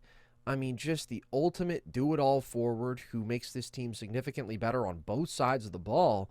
And they're already going out there, and they're multiple games above 500. And again, I think there is a shit ton of dynamism in this backcourt. They've been respectable defensively, but Tatum is so, so important to what this team could be. I mean, just being a guy who, again, is their best offensive player, but defensively so good on the glass, so versatile. Like, I like what they're getting out of a Jordan Walsh right now, but you put Jayson Tatum on this team, and then you get a fully engaged Derek White and Jaylen Brown, who's got a little bit less on his plate offensively, and Kata has overachieved my expectations defensively. I'm like, why would this not be an elite offense, which they already are, and like probably a slightly above average defense, who's got certainly top 10 player in Jayson Tatum, a guy who is playing like a clear top 25 guy in Jaylen Brown, another top 40-ish guy in Derek White, even though he hasn't played well this year. We know what he's done in years past. Depth that I like more than I gave credit to. A couple of offensive guards with some real punch, and Simons and Pritchard. Like, I would just bet on that formula over some of the questions that I have still about the Raptors half-court offense and the Pistons half-court offense. Even as those teams have overachieved, I would rather bet on the Celtics formula, them having the best coach. I think they'd be really, really potent. But I actually think I'm more conservative than you. Whoa! Not politically, Logan.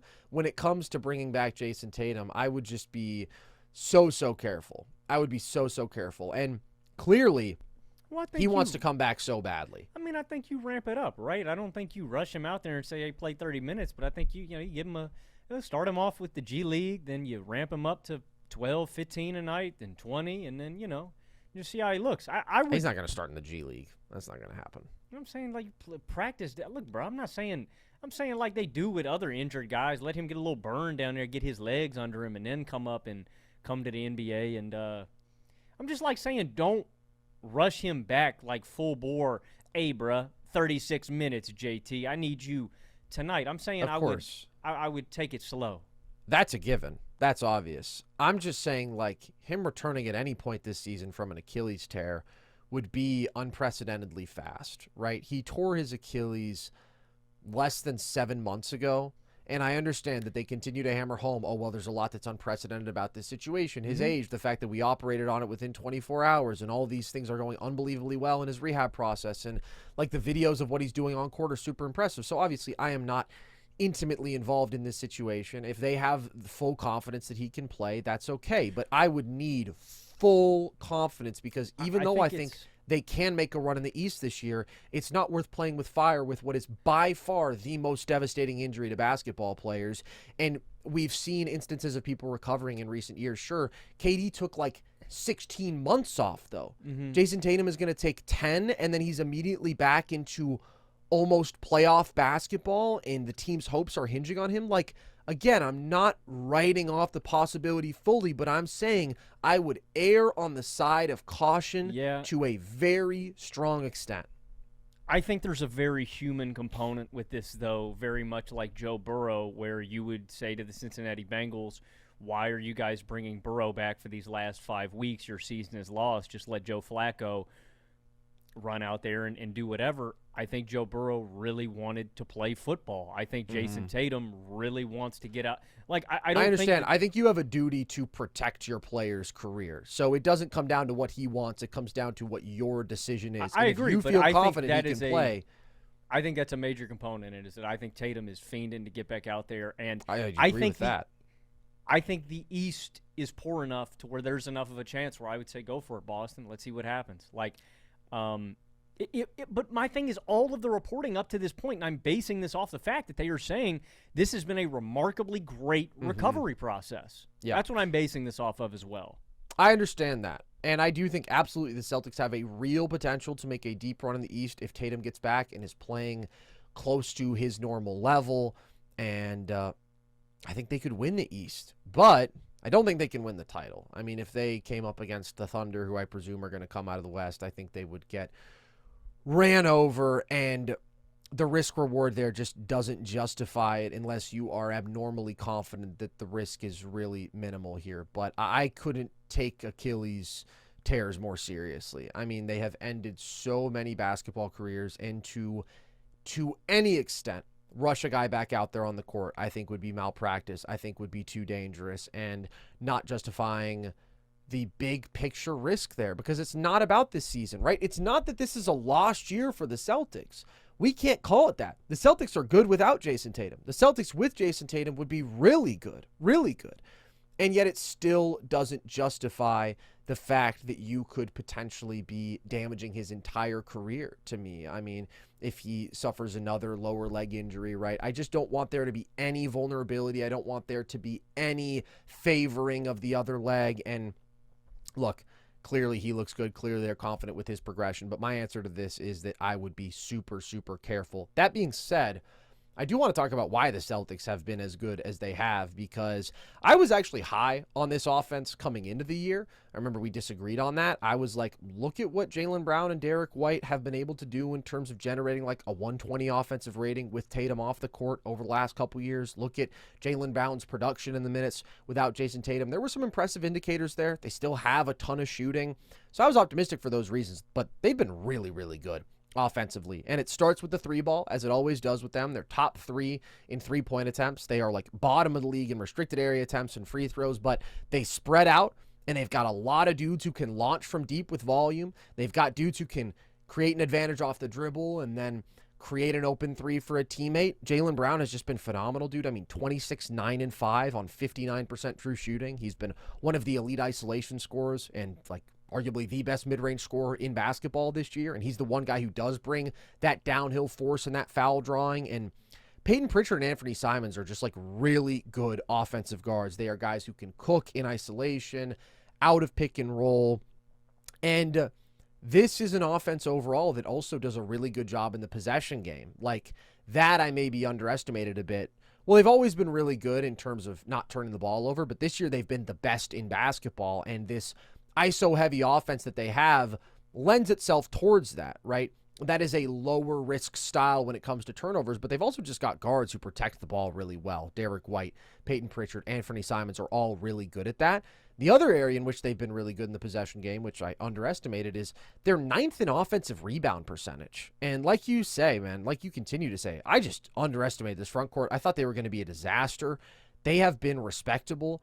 Neemias Queta has done good work on the offensive glass. Really, all their front court guys have. Like even Luka Garza, who's not good, but he's been good on the offensive glass in his minutes. Jordan Walsh, Jordan Minot. Like, they've got dudes in the front court who are busting their asses there, getting extra possessions for this offense, which isn't turning the ball over, which is an elite shooting team, which has good isolation creators. And so, like, they're just super potent. And you get Jayson Tatum out there on the floor, and it's like, obviously, things go up another level. And you get back to the formula of crazy mismatch stacking you've had and multiple ball handlers who can create an initial advantage and make the reads, and they're shooting all around them. And, like, yeah, they'd be one of the best offenses in basketball.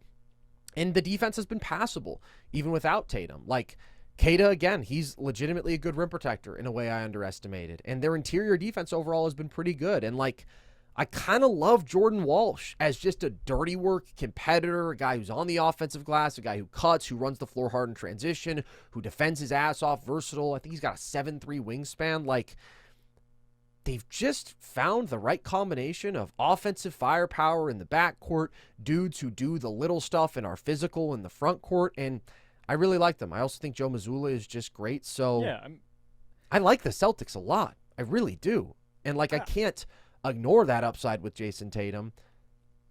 But as I've said, I would not want to play with fire this year. I get that, and I agree with a lot of what you said.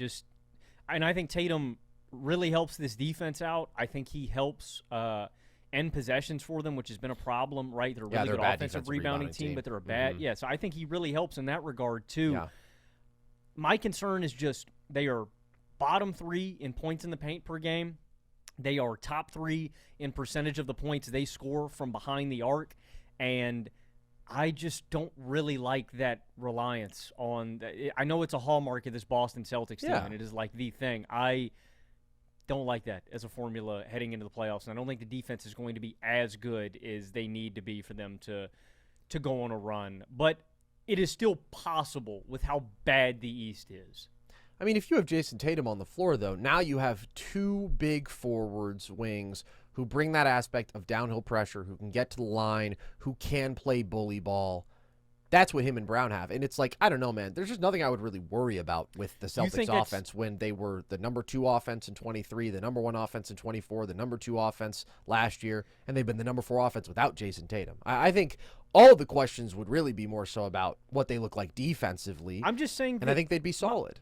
My thing is, like, I know it's kind of what you were saying about the playoffs, Carson, earlier in our show about scoring. One, I am really concerned about the defense for sure, them being where they need to be to go on a run. But offensively, I'm concerned in a smaller sample size at them being so reliant on the 3 ball and them having a cold series where they just get bounced. Well, but isn't this been disproven? I mean, like, I'm not going to say that they don't have more variance, right? We saw it get them in That's what I'm saying. the first 2 games against the Knicks. They also won a title because they were shooting crazy well from 3 at crazy volume. But like, yes, there is a higher ceiling, lower floor. I think that team had a different level of talent than this team does, and that's why I like the inherent volatility with the 3 ball less with this group. I just think shooting is the greatest strength of this team. And I think they have no choice but to lean into that. Like, look, man, breaking news. Yeah, these are not the 2024 Celtics, right? They're not going to be close to as good defensively. They don't have a KP. They don't have a Drew Holiday. This is not the same team. They don't even have an Al Horford. What I'm saying is this East is full of a lot of teams that are in a pretty similar range. And when it comes down to it, look, I'm going to take the Cavs over everybody else, and it's going to be really hard to move me off of that position. Even though Mobley hasn't played well, Garland is just getting back into things and hasn't played well yet. The culmination of elite offense I see there with pretty good defense, I'm going to take over everybody else. And I love their offensive process compared to the Celtics. I just would like them more. After that, though, I think the Celtics have such a proven offensive formula. Again, I prefer the Cavs, but then I like the Celtics offensive formula more than anybody else. And when you insert Jayson Tatum into this defense, he changes so much. I mean, we're comparing them to the Raptors and to the Hawks, who are these teams that I like, that are finding their ways to win in the regular season, that have good basketball players. They don't have Boston Celtics offensive firepower. They don't have Jayson Tatum, Jalen Brown with all that shooting around them. Like, I would just bet on that. I really would. Because the front court, you throw Tatum into the fold and everything looks different. Now it's like, oh yeah, Jordan Walsh is your backup power forward. I like that. Center is still a hole, but I think that they can overcome that. I think that would be tough against teams that have really good centers, the Pistons, really like the Cavs. I just really like the Raptors and Hawks. I like the Raptors too, man, but like when Jayson Tatum has been on the floor for the Celtics. I think they have great depth in size and I don't know, man. You don't worry about that Celtics backcourt at all getting picked on defensively. They've got Derek motherfucking White, bro, who's having a ridiculous defensive season. I mean, they stagger the minutes, right? Like, Peyton Pritchard single-handedly is not going to cost this team's defense. Yeah, certain matchups people can attack him, but he does compete. And when you have him flanked by White, Brown, and Tatum. Let's see what they look like if Tatum comes back. We can revisit this. But I just feel like you're underrating the Boston Celtics with Jayson Tatum. I mean, this team, like, yeah, and I agree. They were more talented a couple years ago, but I've been impressed by how a number of these role players have stepped up, and they have consistently had this formula that has made them a 55-plus win team every year and really good on both sides of the ball. And again, I don't think their defense is going to be the same, but I think their offense can be close. And I think their defense will clearly be better than it is right now. And they're already beating good teams. I'm impressed with Boston. They're just at the bottom of my Eastern contenders. Interesting. Well, we'll see what happens here. Look, I would love to see Jayson Tatum play this year if I know that he is not going to make his shit worse. But that thought is just going to linger in my mind, and we'll see. I mean, regardless, we better be months away from this happening. There's no need to bring him up before the All-Star break for sure. I don't know. This is an unprecedented situation. I'm not a doctor, Logan, not a doctor, so I can only speculate so much, but history tells us definitely to tread very cautiously when you're dealing with an Achilles tear, because I do still think, again, even though I really like the Celtics, they're not going to win the title. And that would maybe be the only thing that could justify it. Even though I think they could win the East, I still just don't see a world in which they could beat the Oklahoma City Thunder. They're just not talented enough. So that's where I land on this. There's another team in the East, Logan, that is very much trending in the wrong direction, and that is the Milwaukee Bucks, who are now sitting at 9-13. They are the 11 seed in the Eastern Conference. This is a team that started the season pretty well. What is wrong with them, Logan? A lot. Unfortunately, this last game against Washington was really, really ugly. They just utterly collapsed. This was a team, Washington, that before winning 2 of 3 against Brooklyn and Milwaukee had lost 14 straight games. They are a known bad basketball team. They went on a 14-6 run against Milwaukee in the final 2 minutes and 30 seconds. Giannis had a bad turnover. C.J. McCollum hits a big shot. They just slammed the door on Milwaukee's face. And now, as you mentioned, they have gone 1-8 after starting the season 8-5. They are sitting at 9-13 on the year. The overall conclusion that I have reached, the roster is just not that good. But if we delve into the specifics, I really think this team has a lack of impactful defenders and athletes throughout the roster. They are number 21 in defensive rating and 28th in rebound rate. I do want to give Milwaukee credit in a couple of areas. I think this team is really good at protecting the paint, and I think they are really good in transition defense. But they can't contain dribble penetration, and I really think this team struggles with defending dynamic 3-level kind of scoring guards. This was an issue last year. I think that issue has persisted into this year. You look at some of the recent matchups against this team. I mentioned McCollum serving them 28. Brunson gave him 37. Hero, 29. Cade, inefficient, 29. And Tyrese Maxey obviously gave him 54. They also really struggle to end possessions as well. And it can't surprise us. This is a team that is traditionally starting 6'1" Ryan Rollins, 6'4" AJ Green, 6'5" Gary Trent and Kevin Porter Jr. And you're also getting heavy minutes every night from Cole Anthony, who's 6'2", and Gary Harris, who is 6'4". All of those guys, small and not super athletic. Well, I think we also have to mention the worst rebounding center in the history of the NBA, Miles Turner. Jaren Jackson Jr. No, Miles Turner, bro. He might as well be 6'2" out there. Yeah, and so this is one of the smallest and least athletic teams in basketball with uninspiring front court talent. Like beyond Giannis, you have Miles Turner, Bobby Portis, and Jericho Sims. I mentioned this earlier.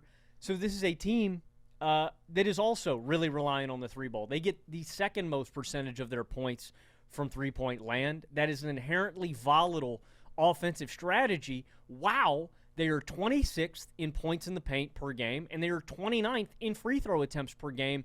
So they are routinely losing the margins, the important categories on the margins, and they're just not that talented. It really reminds me, Carson, of the Warriors without the defense, and their Steph Curry is a Giannis.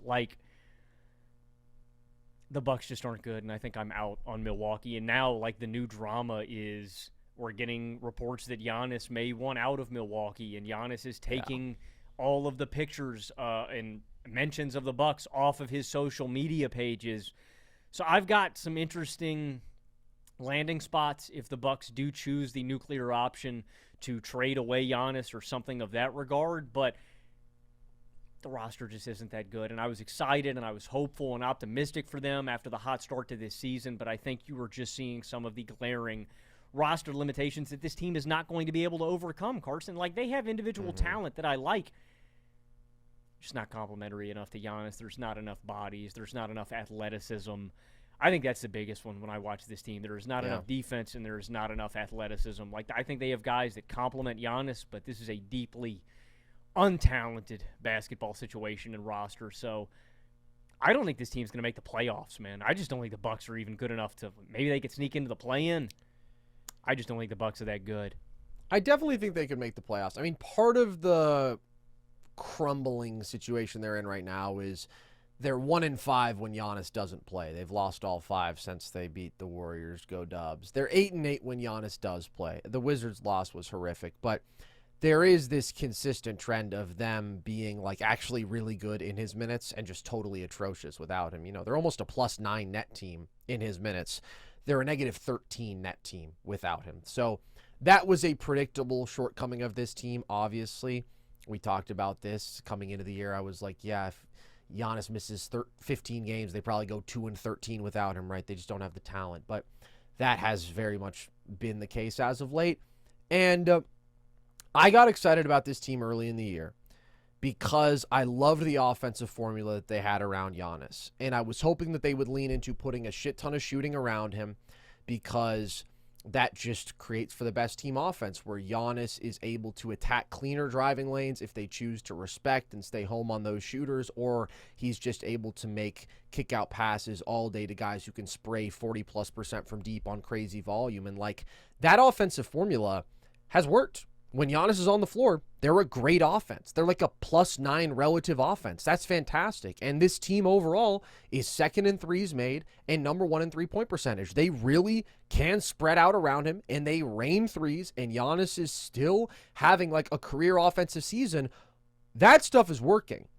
I just think I underestimated how bad everything else about this team was. I got excited about them really getting that right, but they are so desperately lacking in size and athleticism around Giannis, which is the drum that we have been banging year after year after year in their continued regression, Logan. And even though, again, they were able to prioritize putting shooting around him, what they gain in shooting when they're starting these smaller groups with AJ Green and Gary Trent and all these guys, like they lose in size and athleticism. So this is a team that outside of Giannis, nobody gets to the free throw line. They're 29th in free throw rate, and that's with one guy who generates double-digit free throw attempts per game. He attempts more free throws a game than the rest of the team combined.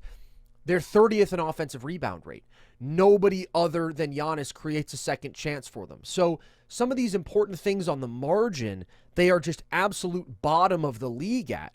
And their defensive personnel is just quite mediocre. Like you said, not great point of attack defense, but also like having some of those same issues in terms of big athletes on the defensive glass. Miles Turner, he's just disappointing.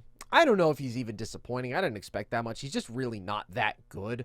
Offensively, he's giving you like 12.5 points per game on 57.5% true shooting. That's below Really league not. average true shooting from a big.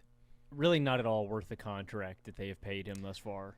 No, and obviously, like, it's almost unfair to pair that with the Dame thing because obviously Dame was cooked, but the fact that they waived and stretched it, so now you're dedicating $54 million a year to Miles Turner plus Dame for the next 4 years for only Miles Turner to play, it just totally handcuffs them. And yeah, offensively, he's so reliant on the pick and pop game, which requires him playing with like a great pick and roll guard, and being taken away from Hallie has just hurt his production so much there and his efficiency. And defensively, you know, he's just okay. I mean, he's a solid rim protector, but he really is a horrific rebounding center. So I think I just got too excited about this team early in the year based on the combination of Giannis being the best he's ever been offensively, elite shooting around him, and then the emergence of Ryan Rollins, who like is really good.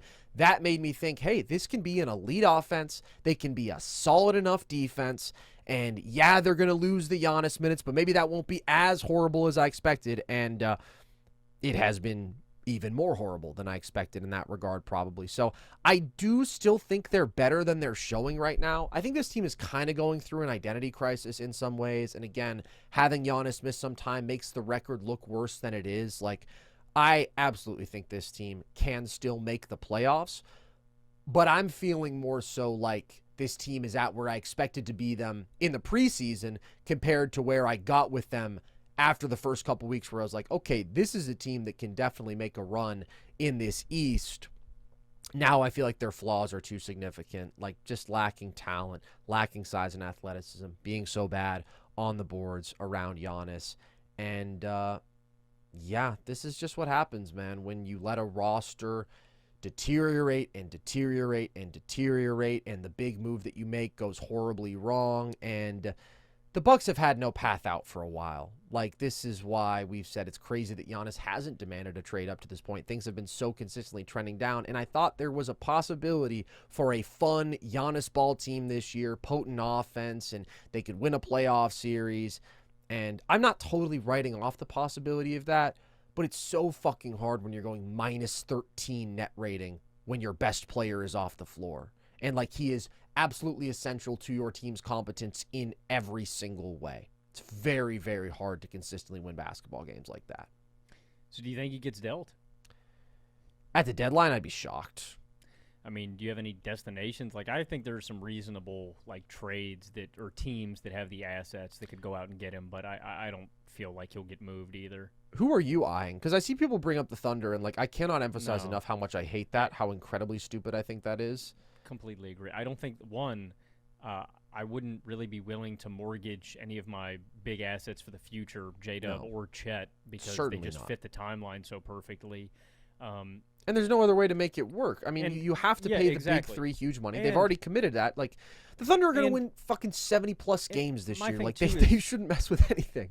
Yeah, and, you know, I've heard them talking about trading the Clippers pick, and it's like, why would I want to give up the chance to get AJ or Peterson or Boozer on a rookie contract with, like, that's the thing, like, on a rookie deal, paired up with this, oh, my God, they're going to win every championship for the next decade, right? Like, I wouldn't want to throw in that. So my number one would be the Spurs. If I could somehow make a deal that trades, like, Fox and Castle and, like, a bunch of picks or something like that, or you know, that kind of framework of a trade where maybe the Bucks would be interested in that, where you've got somebody to build on for the future in Castle. I wouldn't trade Harper. Harper would be untouchable in the deal to me. And then Fox, you have a guy that can win you some games now, right? Maybe some other pieces. That would be the framework of that deal. The other team that I was thinking is Houston, where Houston has the boatload of picks from Brooklyn still. They could trade off some of those in the future, and then they would give up, I don't know, you kind of have your choice. Like, if you wanted to give up KD or Sengun, or I wouldn't really want to give up Sengun or Amen, but there's something there with the picks. There's a framework. And then the other two teams, I thought, the Knicks, because you can do a pretty straightforward cat trade with some picks or something else involved there. I wouldn't do that if I was Milwaukee, but I would really entertain it if I was New York.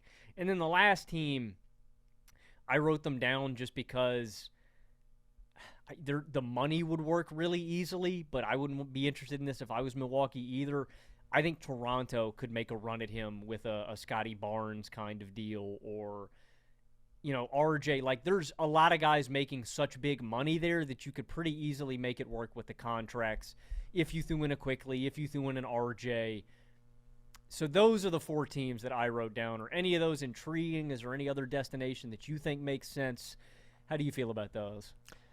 My favorite destination would be the Spurs. This is something that we talked about this past offseason, right, as the rumors swirled about who maybe is Giannis going to get traded, and it seemed to just be the logical thing to do, and instead they doubled down and they said, we need Miles Turner. But, yeah, I think they have the combination of assets. I think De'Aaron Fox obviously is helpful in making the money match up. I don't know that Milwaukee would value him a ton, but, like, yeah, if you go Fox and Castle, I think that's intriguing enough. And then you send the 2027 Atlanta first, you send out your own 2029 first, you send out 2031 Kings pick. I mean, you got to send out pretty much all the first round picks that you can, your own 2032 pick. That's still not like a King's ransom for Giannis. I don't know. 4 firsts, but they're not necessarily the best firsts. I was going to say the other thing that you really need to heavily consider when you would trade hypothetically for Giannis is just the fact that his contract is so large. Like, you're going to pay him $58 million 2027 and then $63 million in 2028. Right. So you have to be able to absorb that. I mean, obviously it's worth paying him that because he's Giannis Antetokounmpo, but the other thing with the Bucks is, like, because they don't control really any of their own picks going forward, like, they're not incentivized to tank, which is another reason I think they've held on to Giannis for so long. The Spurs, I think the basketball fit would be incredible. I mean, I think a Giannis Wemby front court, that would just be out of this world, and I think it would make them an actual contender. But I don't really know that any of the other destinations stood out to me. The Rockets, I think there's no chance. I mean, they made the KD trade. That was their trade, and I think they're going to ride things out as they're currently constructed for now. So, yeah, it's weird. I don't see it coming together at this deadline. Like, that would be one of the most seismic moments in NBA history if it did. But it feels like they'll write it out for this season to me, and then we'll see what happens after that. Because, like, how many times have we heard Giannis is frustrated, and then the next report is, but Giannis is loyal, and he's sticking it out in Milwaukee. This is the most validity I've ever felt in any of these Giannis's. I've never really bought into them until now. Well, he's always had a right to be pissed. He's always had a right to want out. I mean, because for several years now, the Bucks have really bungled building a roster around him. But I'm kind of going to need to see things really pick up more to believe it. And like I said, I don't think the Bucks are as bad as they look right now, but I don't think they're as good as they looked early in the season, certainly, because they do have some of these areas where they're pretty catastrophically bad. So it's a bummer for Giannis, a player who is so great being in this situation. And we'll see if hopefully he can find his way out of it at some point. It's kind of a bummer that we're right back here with the Bucks. When they started the year, whatever they were, 5-2. Well, I was like, it looked good. The offense looked so good. And I was like, That's at least it just can be kinda a how respectable season. It's not going to change things big picture, but at least this can be a fun, Giannis, crazy numbers, top 5 offense. And they're not even letting him have that.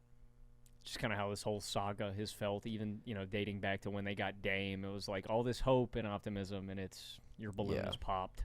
Yeah, but this was just like a little spike in hope, I mean, they've been in the valley of death for a while. Hope has been on zero for several years. And then it was like, can this team at least be fun?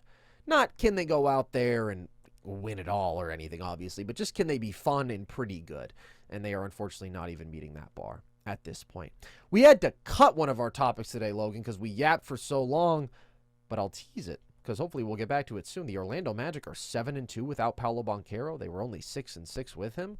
What do we make of that? You guys don't get to find out right now because we've already been talking for like 2 hours, and we're not going to keep going.